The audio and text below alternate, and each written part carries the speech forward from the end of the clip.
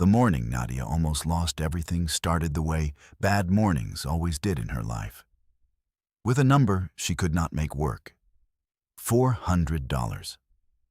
That was what the pediatric pulmonology office at St. Agatha's needed before they would schedule Desta's follow-up with the specialist, a Dr. Yun who had, 6 weeks earlier, adjusted her daughter's inhaler protocol and cut her nighttime coughing episodes from 5 a week to 1.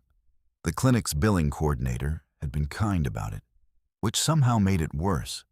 She'd said they could hold the appointment slot until Friday. It was Monday. Nadia stood at the prep station at Celso's Italian Grill at 6:40 in the morning, quartering fennel bulbs with a chef's knife that needed sharpening, running the arithmetic again the way her tongue found a sore tooth. Her checking account held $83. She had $40 in cash in the back pocket of her kitchen jeans. Her next direct deposit was Thursday, 2 days before the slot expired, but after taxes and the automatic transfer to the utility company, it would land at $212. She was $148 short of not losing Desta's place in Dr. Yun's schedule. She had been running this particular calculation for 11 days. It hadn't improved. The kitchen was quiet at that hour. The morning prep crew trickled in and out. Yusuf loading sheet trays into the lowboy, Petra hand-washing the parsley Nadia would mince later, old Gregor running the mop with a slow institutional rhythm. Ada arrived at 7, set her bag on the wire shelf, and looked at Nadia's face the way she'd been looking at it for a week and a half. "Still short?" Ada said, quiet enough that Gregor wouldn't hear. "Still short." Ada folded her apron strings twice before tying them. "My cousin's credit union does same-day personal loans. 14%, which isn't great, but it's not a pawn shop. I'll figure it out." Nadia turned the fennel and sectioned it cleanly. She had been figuring it out for 7 years, since Desta was born early at 32 weeks, and Nadia had been doing the arithmetic of a child who needed more than the ordinary world budgeted for her. She was good at stretching $14 an hour. She was not good at conjuring money that did not exist. Ada started on the herb mise, and neither of them said anything else about it. Marco Celso arrived at 8:15, 20 minutes before he was supposed to open the manager's pre-service walk, wearing a blazer over a dark shirt and the particular expression he wore when he had decided the morning was already someone's fault. He was not the restaurant's owner. The restaurant belonged to a holding company that had bought it from the founding Celso family 2 years prior, and Marco was a manager who had retained the name on the awning and the fiction of inherited authority along with it. He used both constantly. He walked the line. He found a case of arugula that hadn't been rotated correctly, and he said so loudly enough that Yusuf heard it from the walk-in. He found a smudge on the pass-through window and held it up to the light for an audience of no one. Then he came to Nadia's station. "You're 40 minutes behind on the pasta mise." She wasn't. She was 20 minutes behind because the fennel delivery had come in 20 minutes late, and she had already adjusted, and she would be ready before the lunch service opened. She said so, plainly. "I don't care why," Marco said. "I care that you're behind. Again." This was the second time in a week he had said that word. Again, about something that had happened once. She kept her eyes on the fennel. The knife made even unhurried cuts. "You've been distracted," he said. "Unfocused. I'm not sure you're managing this station right now." Nadia set the knife down. Not hard, not a statement. She just set it down and looked at him, because looking away felt like agreeing with him. "I'm managing it fine," she said. "Then why is it taking you all morning to do prep that Gregor's nephew did in 2 hours?" Gregor's nephew had worked 1 shift, left at noon, and was not coming back. She did not say this. Marco leaned one hand on the edge of her station and lowered his voice just enough to make it private. You want to keep this shift, Nadia. You're going to need to show me some appreciation for the fact that I'm giving you one. She felt the words land. She registered where her hands were, where the knife was, where Aida was standing 12 feet away with her back turned. She registered that Gregor had paused the mop. I appreciate having my job, she said. I do it well. That's not what I'm asking, Marco said. He smiled. It did not reach anything. I'm asking whether you can remember that this is my kitchen, and whether you can find a way to be a little more grateful for that, a little more cooperative. Or I can pull your shifts and give them to someone who is. He waited. He was waiting for something specific. Her posture to drop, her voice to soften into something conciliatory and small. The particular deflation of a woman who is 3 days from a payment she cannot make and has run out of options. He had gotten that from her before, 8 months ago, when he'd threatened to cut her to part-time. She had apologized then. She had said thank you. She had felt the shape of that exchange in her chest for a week afterward. She said nothing now. She picked up the knife and turned back to the fennel. Marco straightened. Think about it, he said, and walked toward the front of the house. If you've ever watched a person decide not to break, you know it doesn't look heroic. It looks like someone making very deliberate cuts through a vegetable and breathing through the nose. Drop a comment if you've been in a room like that one, and then stay with this story, because the morning wasn't finished yet. Celso's opened for lunch at 11:30. By 11, the dining room staff had arrived. The tables were set, and the hostess stand was staffed by a young woman named Calla, who wore her hair in a low chignon and greeted everyone who came through the door with a professionalism that Nadia, watching occasionally through the pass-through, thought deserved a better establishment. The lunch crowd was modest on Mondays in early December. A four-top of women from the law offices 2 blocks north.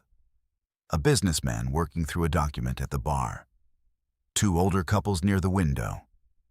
And then, at 11:58, a man who came in alone, without a reservation, and who Calla seated in the corner booth near the kitchen hall because he asked for it specifically. He was not loud. He was not conspicuous. He wore a charcoal suit with the jacket left on and a white shirt with no tie. And he sat with the particular quality of stillness that belongs to men who have made a practice of knowing exactly where every exit is. He ordered a coffee and the roasted lamb special, and asked for sparkling water without ice. He ate with unhurried attention, working through the meal the way a person does who is actually tasting it rather than performing the act of eating. His name was on the reservation card he handed Calla when he asked to be held for future visits. William Singh, with a phone number and a preference for the corner booth. Nadia did not see him come in. She heard secondhand from Calla that the corner booth had ordered the lamb, and she sent it out through the pass and went back to the afternoon prep. She was mincing shallots when Marco came back through the kitchen at 1:25. And the set of his shoulders told her he had made a decision. He stopped at her station in a way that required the 2 line cooks beside her, a young man named Tobias and Ada, to hear what came next, whether they wanted to or not.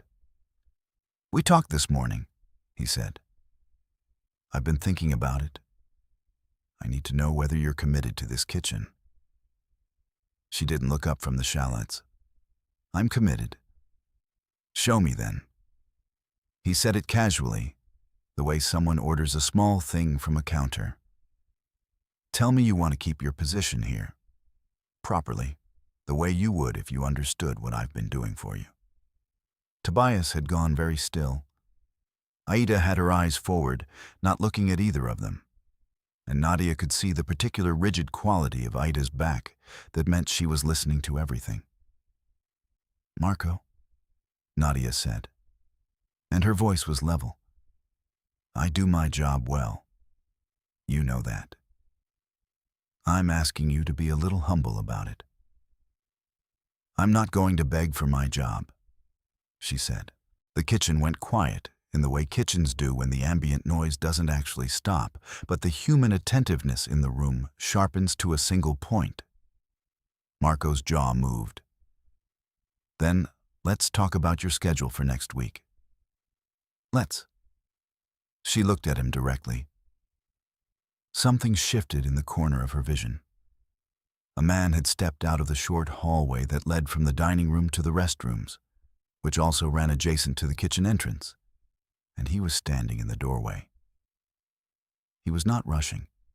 He was not performing anything.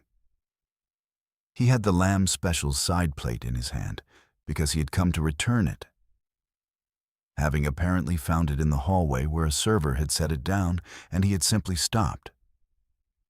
William said nothing. He set the plate on the nearest surface.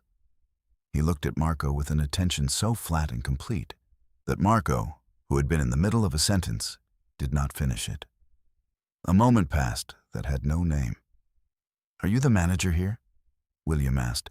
His voice was quiet and unhurried, the way still water is quiet before someone tests its depth. Marco turned. The visibility of being watched by someone he hadn't registered shifted his expression through several phases. "I am. Can I help you with something?" "You can," William said. "But first, you're going to stop speaking to this woman the way you have been." He was not louder than he needed to be. He did not raise his hands. He said it with the level certainty of a man reading a posted rule aloud. "I've been sitting in that corner for the better part of 2 hours, and I heard everything. Whatever arrangement you think you're negotiating, you're not." Marco's mouth opened. He was a man whose authority had been built on other people's financial desperation, and it had never been tested from the outside. And so he said the things such men say when tested. "Sir, this is an internal staffing matter, and I'd ask you to stay out of it." William looked at him for a moment longer. "I'd like to speak with the owner of this restaurant." "The owner isn't on site." "Then get them on the phone." The tone in which he said it was so complete, so absent of anything that needed volume or display, that Tobias quietly took 2 steps sideways. Marco's face did its processing. He reached for his phone. The call took 4 minutes. Nadia stood at her station and did not move, and barely breathed. She heard Marco speak, heard the quality of his voice shift from manager in control to man explaining himself to a superior, heard a silence on his end while he listened, and watched his face arrive at an expression she had never seen on it before. Something had not gone the way he expected. After the call, Marco looked at the floor for a moment, and then looked at Nadia, and then, without another word to anyone, walked toward his office at the back of the building. William turned to her. "Are you all right?" The question was so simple and so direct that she almost didn't know what to do with it. "Yes," she said, because the honest answer was that she wasn't sure yet. "Good." He reached into his jacket pocket and produced a card, the same reservation card he'd handed Kala, and set it on the edge of her station. "If he says anything to you again." Then he walked back through the kitchen hall and left. She and Aida looked at each other across 12 feet of prep space. Ada said, very quietly, "What just happened?" Nadia looked at the card. She didn't touch it yet. She picked up her knife and went back to the shallots, because her hands needed something to do, and because the afternoon service wasn't going to prep itself, and because she had learned a long time ago that relief was a thing you felt later, in private, when you were sure it wasn't provisional. She was not sure yet. The next morning, a man she had never seen before was standing outside the restaurant when she arrived at 6:40. He was compact, well-dressed in a quiet way, and he spoke to her by name before she reached the door. "Ms. Osei, I'm Remy." I work with William Singh. He asked me to give you some information this morning, if you have a few minutes. She had both hands wrapped around her thermos. She looked at him the way she looked at every unfamiliar thing in a work corridor. Assessing the distance to the door, the width of the space, who else was within earshot. I'm not interested in anything that creates a different problem, she said. Remy received this without offense. He had a dry, procedural manner that she would come to understand was simply how he operated. The way a customs official is polite, not because he is performing warmth, but because the checklist runs more smoothly that way. Understood. I'm here to give you information, not to ask anything of you. Your current housing situation. We're aware the building's heat has been unreliable. There's an apartment on Crane Street, 2 bedrooms, the kind with radiators that work, that's available through one of our holding companies. Month to month, no deposit required, same rent you're paying now. The offer is yours to decline. She looked at him. The morning air was cold enough to see her breath. Why? Because William thought you might be more comfortable there. She turned that over. The building she lived in had been running the heat intermittently since October, and her landlord's responses to her maintenance requests had grown progressively shorter in word count and longer in days elapsed. Desta had been sleeping in a fleece sweatsuit for 6 weeks. No deposit, she said. None. And the rent stays what it is. Exactly what it is now. She looked past him at the restaurant door, then back at him. I'll think about it. Of course. He gave her a card with a number on it and stepped aside, and she went in. She thought about it for 24 hours, which is to say she thought about Desta in a warm bedroom, and then agreed. The apartment on Crane Street had south-facing windows, a kitchen with a working dishwasher, and a second bedroom with enough space for Desta's mattress and her collection of cardboard and tape architectural models, which the child built instead of drawing, because she had decided at age 5 that buildings were more honest than pictures of buildings. Nadia spent the better part of Wednesday moving their things with the help of Ada's car and Ada's commentary.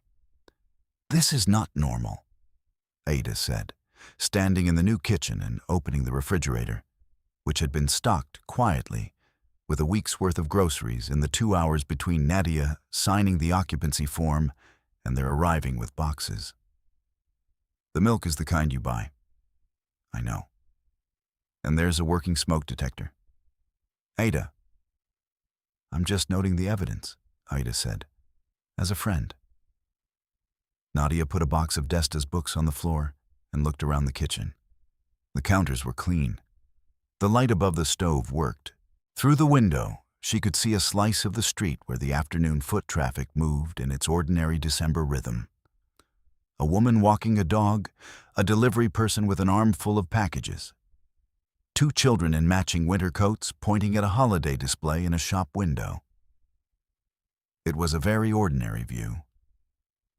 She stood there looking at it for longer than the occasion warranted, because she could not remember the last time ordinary had felt like enough. On day 6, she picked Desta up from school at 3:15, and Desta pressed her face into Nadia's coat and talked without stopping about a project involving a scaled model of the downtown library that her class was building in sections, and that was evidently not going well under the leadership of a boy named Cormac, who believed that glue sticks were sufficient structural support. Nadia listened and held her daughter's hand and felt the tight cable in her chest that had been there for 11 days, beginning, just slightly, to ease. When they got home, the message was waiting. A voicemail from the billing coordinator at St. Agatha's, a woman named Patricia, who spoke with the measured calm of someone delivering news she expected would require a moment. She said that the outstanding balance on Desta's specialist account had been cleared by an anonymous overpayment received through the clinic's billing office. She said the appointment slot with Dr. Yun had been held, and she was calling to confirm that Friday's time was still needed. Nadia stood in the kitchen and played the message twice. She thought about the card on the edge of her prep station. She thought about the apartment and the groceries and the working radiators.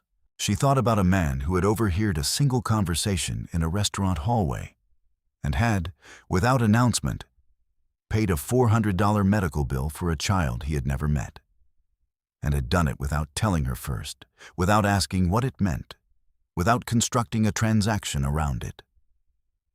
She sat down on the floor of the kitchen because her legs decided they were done standing for the moment. Desta came in, took one look at her, and sat down on the floor beside her, which was what Desta had done since she was 3 whenever she found her mother in a complicated emotion. Simply reduced the distance until the complicated thing had company. Nadia put her arm around her daughter's small shoulders. "Is it okay?" Desta asked. "It's okay," Nadia said. "It's more than okay." She called the number on the card that night and said, without a preamble, "You paid the doctor bill." William said after a moment, "Desta needs the follow-up." "You didn't ask me." "No," he said, "I didn't." She thought about several things she could say. None of them felt adequate for the specific quality of what had happened, which was that someone had acted on her behalf as if her daughter's health were simply a problem to be solved, without requiring her gratitude in advance or attaching the help to any condition she could see. "Thank you," she said. "That's inadequate, but it's what I have." "It's enough," he said. And then, a moment later, "Are you and your daughter comfortable on Crane Street?" "Yes." "Good." A pause stretched between them that was not uncomfortable, just present. It contained things neither of them were saying yet. He said, "There's a kitchen in this building where I work late. It's a reasonable place to have coffee if you wanted to come by sometime and tell me what was wrong with the lamb." She laughed, which surprised her. It felt like something dislodging. The lamb was fine. The lamb was overseasoned. You know it was. She pressed her mouth together. It was a little heavy on the rosemary. "Come tell me what it should have been," he said. "Thursday evening if you're free." She was free. She went. The kitchen was on the 8th floor of a building on Marsh Street, a space that had been fitted for private use, stainless and clean, with a high window that looked north over the December city. He was there when she arrived, in dark trousers and a white shirt with the sleeves turned back. And he had a pot of something on the stove that he was not monitoring carefully enough. She crossed to it without asking, turned down the flame, lifted the lid. "Tomato," she said. "You're cooking it too fast." "I know," he said. "I do it every time." She found a wooden spoon in the second drawer she tried and stirred it. He leaned against the counter and watched her with an attention that was not intrusive, but was also not absent. The kind of watching that meant he was not thinking about anything else. She was aware of it in the back of her neck and in the space between her shoulder blades. They ate at the kitchen counter. He asked about the prep work she'd been doing at Celso's, the specific logistics of running a station for a lunch-heavy service. And he asked with genuine interest, the way an engineer asks about a system he wants to understand rather than assess. She told him about the fennel delivery, about Tobias's habit of oversalting the pasta water by reflex, about the fact that the kitchen's knife-sharpening contract had lapsed 6 months ago, and no one had replaced it. He listened to all of it. "You've been managing that place," he said, "for $14 an hour. $14.20 since last January." Something moved across his face, brief and controlled. "That's what I thought." She looked at him across the counter. "You're going to do something about the restaurant." He didn't confirm it. He didn't have to. He refilled her coffee, and the gesture was so ordinary, so without display, that the recognition of it settled somewhere below her sternum and stayed there. Here was a man, she understood, who did not perform tenderness. He just acted on it, and the action was the whole of what he was offering. She leaned forward slightly. He held very still, the way a person does who has made a decision and is allowing the decision to simply be true without announcing it. She said, "I need you to know I'm not grateful in the way you could use." "I know," he said, "and I'm not a thing you've acquired." "No," he said, "you're not." He met her eyes steadily. "You're someone I'd like to know better, if that's allowed." It was. She let the evening run long. She let herself stay.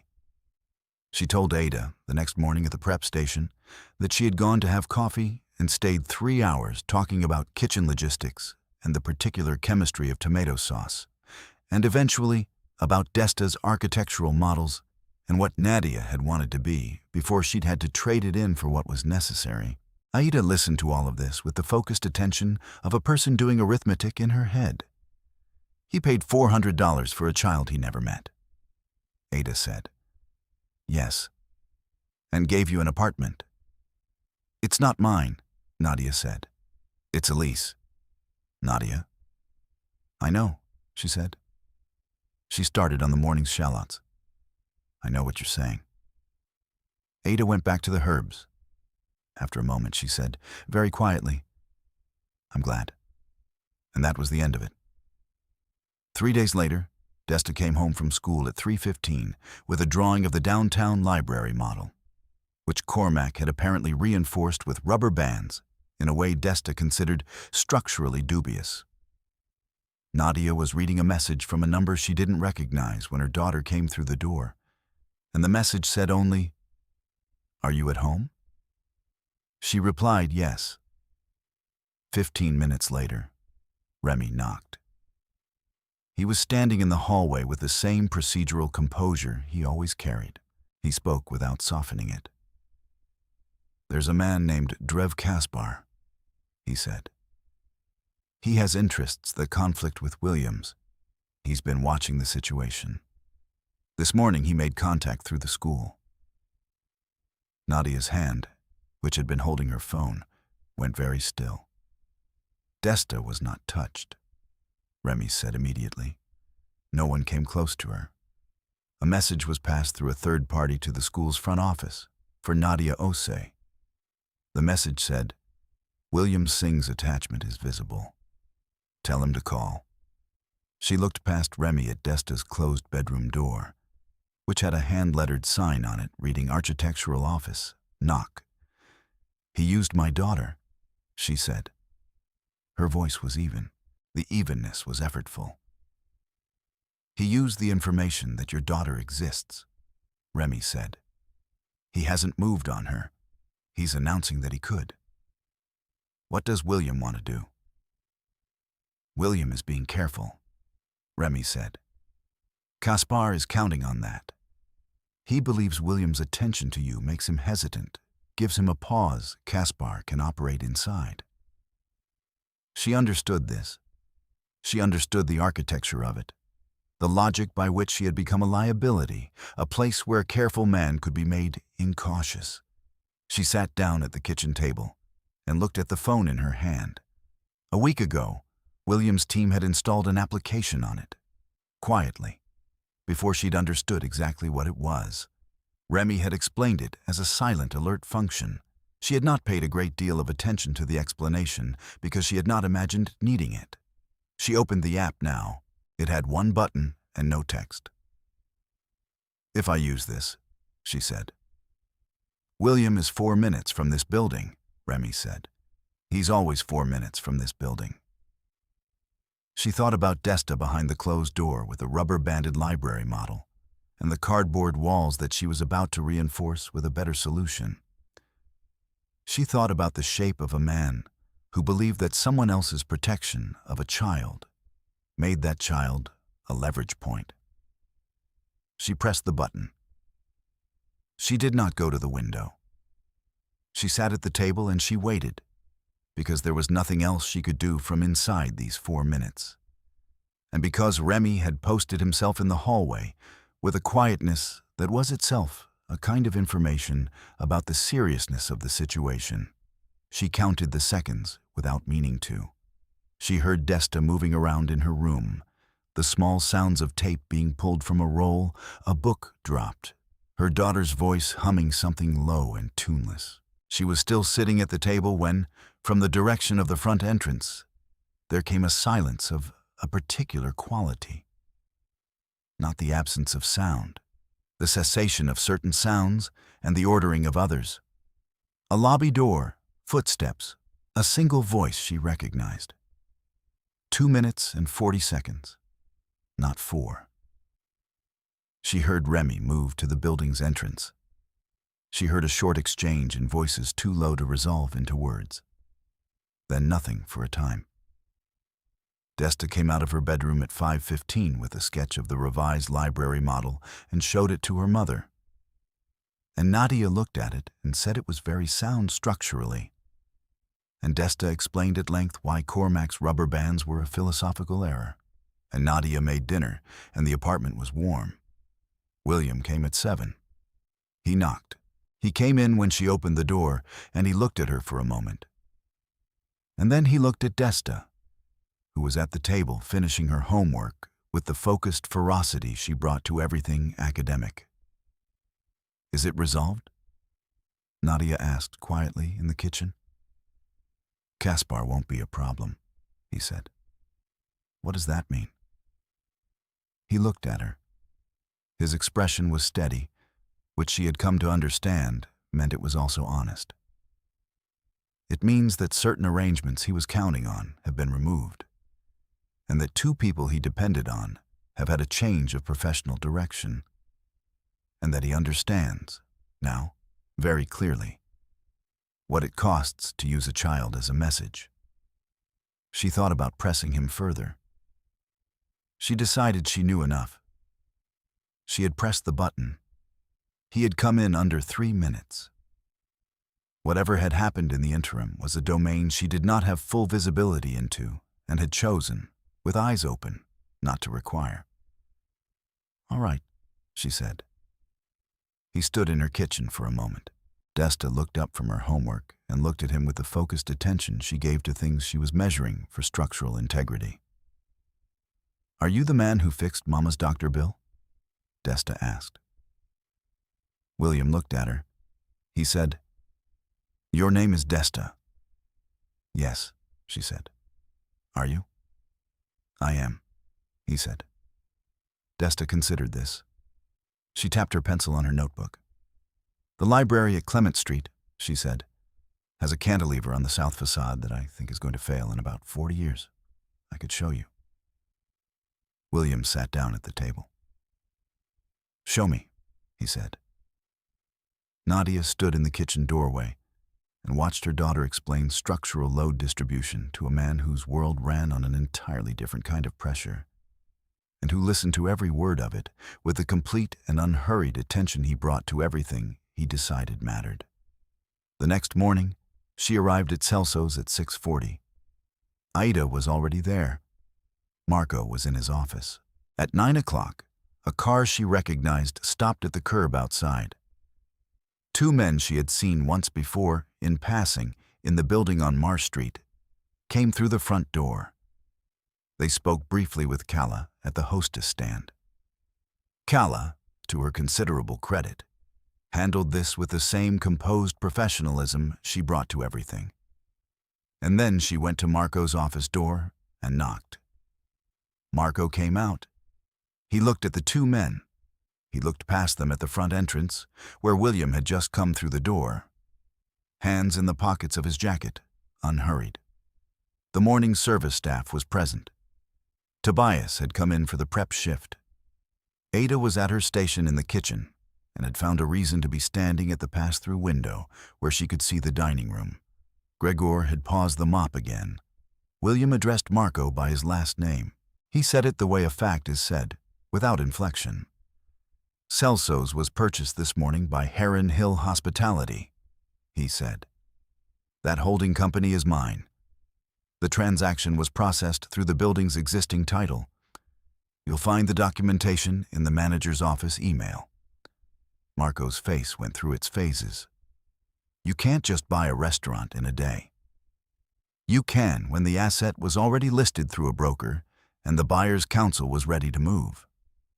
William turned to the dining room staff. There were 4 of them present, and Calla and Tobias visible at the kitchen pass.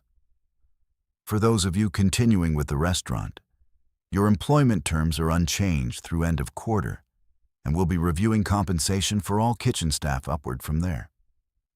There'll be a meeting Thursday. He turned back to Marco. Your employment here ends today, William said. Remy will walk you out when you've collected your personal items. You'll receive the standard severance per the employment agreement. Marco had gone very still. The contempt that he wore the way other men wore a cologne, distributed naturally into every room he occupied, had nowhere to go. He looked at Nadia, who was standing in the kitchen doorway with her arms folded and her chin level. And he looked at the 2 men by the door. And he looked at William. And he understood, in a way that was written across every line of his face, that his script had not simply stopped working. It had been taken off the stage entirely. He started to say something. He stopped. He said her name, Nadia's name, with what she thought might have been the beginning of some kind of appeal. She looked at him without anger, because she had spent too much of her limited energy on this man already, and she was not interested in spending more. She simply looked at him, and he looked back. And then Remy appeared at his shoulder and said, very politely, Mr. Kelso, whenever you're ready. Marco collected his coat from his office and left. Ada watched him go through the dining room and out the front door. And then she turned to Nadia with an expression that was compressed and careful and barely contained. She said, in the low, flat voice of someone working very hard not to be loud, Thursday's meeting. Thursday, Nadia said. Ada looked at the ceiling briefly, and then went back to her station with the precise, controlled composure of a woman who had just watched something extremely satisfying happen and was going to process it later, in private. The restaurant felt different after that. Not emptier, not louder, just differently organized. The way a room feels when a piece of furniture that was always slightly in the way has been moved. She found William near the front door as the morning continued toward service. He said, I'll need someone who knows this kitchen to help with the transition. I know the kitchen, she said. I know you do. He was looking at her the way he had in the kitchen on Marsh Street, steadily and without hurrying it. I'd like you to be the one I consult. That's a different role than prep lead. It's a different restaurant than it was this morning, he said. There was no condition in it. No architecture of obligation, no debt being named so it could be held. Just the plain fact of a door he was holding open, and the question of whether she wanted to walk through it. She did. Christmas Eve arrived in the way Chicago holidays do, with cold that had teeth in it, a sky the color of old pewter by 4 in the afternoon, and the particular quality of light that comes from 10,000 strings of bulbs hung in trees and storefronts and strung across restaurant awnings, all of it reflecting off the first real snow that had come down that afternoon in slow, serious flakes. Nadia had left the restaurant at 3, having spent the morning in a planning meeting with the kitchen contractor William had brought in to talk about the ventilation system. And she had picked Desta up from school and brought her home. And Desta had stood at the apartment window for several minutes, watching the snow with the assessing attention she brought to anything architectural. Will it accumulate? Desta asked. 3 inches by midnight, Nadia said. Put your good coat on. They were going to the building on Marsh Street for dinner. William had hosted a gathering of what Nadia understood now was a significant portion of his operational family, which included Remy, a woman named Constance, who handled the financial infrastructure of several holding companies and who had looked at Nadia with quick, measuring interest before deciding she liked her. 3 men she didn't have full names for yet, and a man called Ferdy, who appeared to be William's oldest associate and who had spent 20 minutes asking Desta detailed questions about the downtown library model and had come away convinced she had a career ahead of her. It had been loud and warm and full of argument about food, specifically about whether the risotto had needed more wine. And Desta had eaten 2 servings of it and fallen asleep in an armchair by 9 o'clock. William carried her, without discussion, to the coat room and laid her on the narrow sofa there. And Nadia followed and spread a folded tablecloth over her daughter because it was what was available. And she stood for a moment, watching Desta sleep with the abandoned depth that children sleep when they have eaten well and been warm and felt, somewhere below consciousness, that the room around them is safe. She had stepped onto the balcony then, in her coat, because she needed air and quiet and the specific comfort of a view. The city below was lit and cold. The snow was coming down steadily. 15 floors below, the street moved in its quiet holiday rhythm. A cab, a couple walking close together. A man walking a large dog that was investigating the snow with skeptical thoroughness. She heard the glass door behind her, and then William's presence, warm and close, beside her at the rail. They stood there in the easy way of people who have moved past the part where they needed to fill the silence. She reached into her coat pocket and found what she'd put there before leaving the apartment. The reservation card from Celso's corner booth. The one he'd set on her prep station that first afternoon, the one she had never thrown away because she'd never let herself fully articulate why. She set it on the balcony rail. The snow had made the surface slightly damp, and the card sat in the cold air between them like a document they had both been holding without saying so. He looked at it. "You kept it," he said. "I kept it," she said. He didn't say anything else. He put his arm around her, his jacket warm against her coat. And she let herself lean into him, the small necessary degree that meant, yes, this, here, I am not afraid of this. And they stood there over the lit city while the snow came down and the card sat on the rail. And below, a doorman she recognized stepped out under the building's canopy and looked up into the falling snow with the unhurried patience of someone who had nowhere better to be. Earlier, when she and Desta had arrived at the building's front entrance and she had come through the lobby door, that doorman had looked up from his stand and said, without consulting anything, without a pause, "Good evening, Ms. Osei. Mr. Singh is expecting you on 15. She had not been announced. She had not shown identification. She had simply walked in and been recognized by name, unprompted, by a man whose job was to know who belonged in the building. She had stood in the lobby for a moment, her daughter's hand in hers, the warm air of the building replacing the cold of the street, and understood that the door she had walked through was not the glass door of a lobby. It was the door of a world that had decided she was inside it. She was. Above the city, in the snowlight, William's arm was steady around her. Inside, Desta slept through her first real Christmas Eve, without a deferred bill on the counter or a radiator that might or might not come on in the night. The card sat on the rail. The city glittered below, patient and indifferent to everyone, except the people who had found, inside it, one specific and irreversible place to belong. Nadia looked out at the lights. She did not need to say it aloud. The warmth of it was simply there, the way her daughter's steady breathing was there, the way the snow was there, the way his arm around her was there, present, unhurried, and not going anywhere.